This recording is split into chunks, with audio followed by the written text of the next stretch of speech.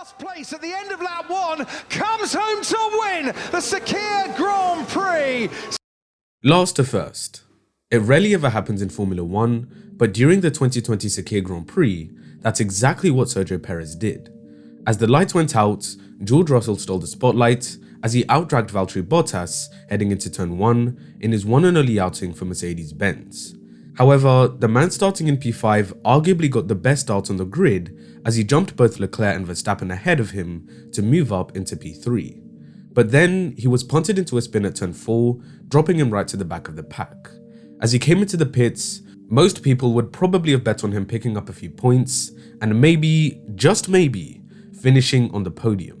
Nobody, well, very few, would have foreseen the events that would unfold in the next hour and a half. As we know, Checo managed to fight his way back up to P3 before the safety car came out, and Mercedes botched both their pit stops. On the restarts, the Mexican pulled as large a gap as possible, knowing that a charging George Russell would be filling his mirrors within the next few laps. That was the case until lap 79, when the Brit suffered a rear left tyre puncture, which would put him out of the race for good, and allow Checo to take the first win of his career. This was one of those special moments in F1 history. Now obviously, if you're a Russell fan, it was probably a race to forget. But from a neutral standpoint, you can't help but feel happy for a driver who had been criminally underrated up to that point and was essentially fighting to save his Formula 1 career. Known as King of the Midfield, Checo was always seen and respected as a solid driver, but nothing spectacular. However, after 2020, I feel that many people's outlook on him changed. More people began to root for him given the manner in which he was ditched by Racing Points and his refusal to give up on securing a drive elsewhere. Out of the few options he had, Red Bull was the most attractive one. Another opportunity to drive for a top team in the middle of his prime would have been the perfect scenario. And as we know now, it actually happened. They gave him the call up to drive alongside Max Verstappen in the second seat, which has been pretty much cursed since 2018. The problem Red Bull have had over the past couple of seasons in particular is that their second driver has never come anywhere close to the Flying Dutchman. Now, many people started to speculate as to whether it was a problem with the car, the inexperience of both Gasly and Albon, the high pressure environment within the garage, and a lot more. But with Perez joining the team in 2021, none of these factors should come into play. He's been in the sport long enough to know how to adapt to different machinery and be able to cope with the pressure to perform at a high level when required. So how has he performed so far, and has he lived up to Red Bull's expectations? Well, just before we dive into it, I'd like to ask you guys watching to consider subscribing if you're new around here and enjoy the content so far. Be sure to also turn on post notifications so you never miss another upload. But with that out of the way, let's look at how Perez compares to both Gasly and Albon. After 5 rounds, Perez has an average finishing position of 5.8, which is 4.2 places lower than his teammates. At the same point in 2019, Gasly had an average finishing position of 7.8, which was 5 places lower than Verstappen's average of 2.8. In Albon's first 5 races after the summer break, he had an average finishing position of 5.2, which was just 1.2 places lower than Max's average. Although, during that frame of time, the Dutchman suffered 2 retirements in those 5 races, so a better comparison would be to use the start of 2020, in which Albon's average finishing position was 3.5 places lower than Verstappen's. Keeping in mind that I haven't included races where any of the drivers retired, Albon was the closest to Verstappen in terms of average finishing position out of the 3 in the opening 5 rounds.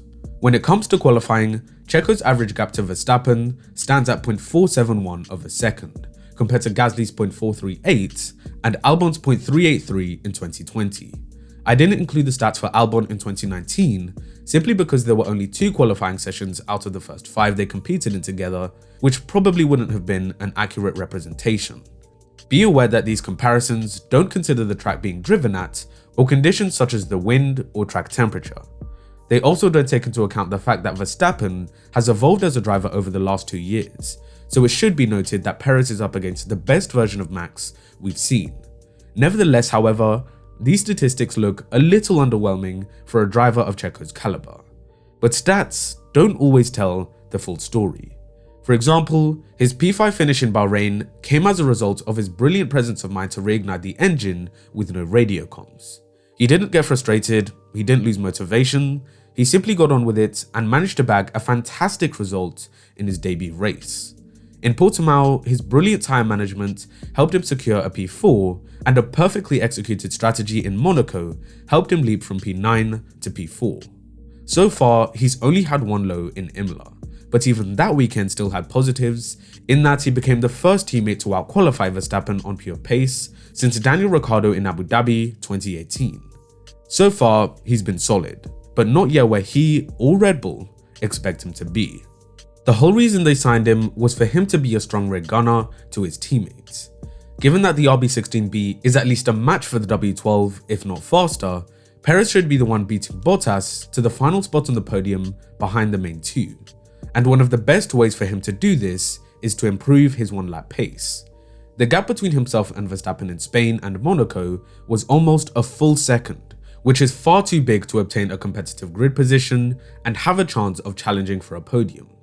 His racecraft may end up saving him more often than not, but he'd definitely make his life a lot easier by placing himself higher up the order.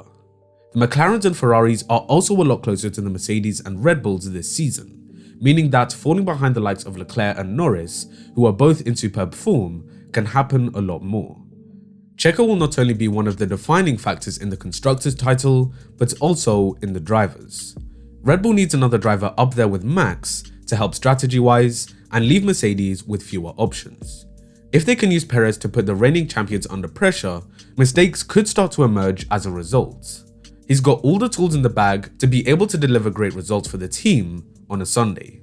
He just needs to put himself in a position to be effective and get in amongst the battle up at the front. 5 races are by no means enough to properly assess a driver's performance, especially for one who has just moved from one team to another.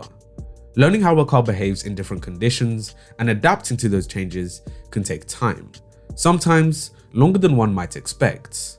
This is the same for the likes of Ricciardo, Vettel, Alonso and Sainz, not just Perez. There are still plenty more races for him to overcome the current struggles, but the sooner, the better. In a tight championship battle against Mercedes, Red Bull will need everything and more to take them off their throne. If Checo can find a way to unlock the full potential of the RB16B on a consistent basis, he'll have much more of an impact. The next race will be this weekend in Azerbaijan, so hopefully he should be able to achieve a big result at a track which has been a happy hunting ground for him in the past. This should help him build confidence for the ones after that and eventually result in him feeling fully comfortable in the car. Once he's at the point where he understands the Red Bull's characteristics, he has the ability to fine-tune setup to a T so as to unlock even more performance. So far, I think he's done a decent job. He's been very strong on most Sundays and shown glimpses of potential in quali trim. At this moment in time, I'm sure Red Bull are satisfied with where he's at, but would like him to be up there more often. Improving his one-lap pace will be the primary focus for now, as well as becoming more familiar with the car. And when he eventually does find his feet, he'll most definitely be a force to be reckoned with. I hope you all enjoyed. If you did, drop the video a like and subscribe to the channel with bell notifications for more like these in the future. And as always, I'll see you in the next one.